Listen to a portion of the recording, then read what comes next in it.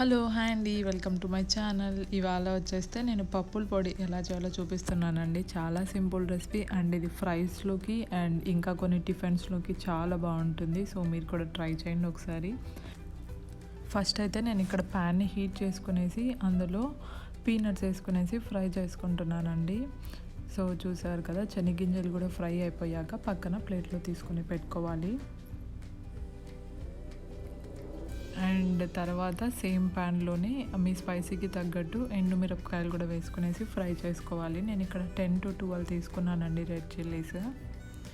And ఇక్కడైతే శనగగింజలు and red chillies fry అయిపోయాయి కదా, సో మనం మిక్సీ జార్ తీసుకునేసి మిక్సీ జార్లో ఫ్రై చేసుకున్న peanuts and red chillies and just ఒక 2 or 3 వెల్లుల్లి వేసేసి కొద్దిగా సాల్ట్ వేసేసి మిక్సీ చేసేసుకోవాలి. సో మనము మిక్సీ చేసేటప్పుడు వీడియోలో చూపించినట్లు పౌడర్ లాగా గ్రైండ్ చేసుకోవాలండి.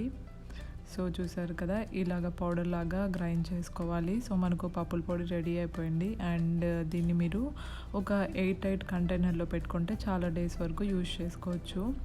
అండ్ మీరు ఇది మెయిన్గా ఫ్రైస్లోకి వేసుకోవచ్చు అండి. అది క్యారెట్ ఫ్రై కానీ, బీట్రూట్ ఫ్రై, క్యాబేజ్, సో ఇలాగా ఏ ఫ్రైకైనా వేసుకోవచ్చు. అండ్ ఇంకోటి వచ్చేస్తే మీరు ఇది టిఫిన్స్లోకి కూడా తినచ్చు. సో మీరు ఈ పప్పుల పొడిని దోశలోకి, సేమియా, ఉప్మా, ఇంకా మనకు ఉగ్గానీలోకి, సో ఇలాగా ఏ టిఫిన్లోకైనా తినచ్చండి. సో మనకి టైం లేనప్పుడు చట్నీ కారం చేసుకోనికి ఇలాగా పప్పుల పొడి వేసుకొని తిన్నామంటే టేస్ట్ కూడా చాలా బాగుంటుంది. సో ఇది అండి ఇవాల్టి రెసిపీ. పప్పుల పొడి వీడియో చాలా బాగుంటుందండి టేస్ట్. సో మీరు ఇది తాలింపుల్లోకి అండ్ టిఫిన్స్లోకి తినచ్చు. సో మీరు ఇది స్టోర్ కూడా చేసుకోవచ్చు చాలా డేస్ వరకు. మీకు నచ్చితే లైక్ చేయండి, షేర్ చేయండి అండ్ సబ్స్క్రైబ్ చేసుకోవడం మర్చిపోవద్దు. Thank you for watching. Have a good day. Bye bye.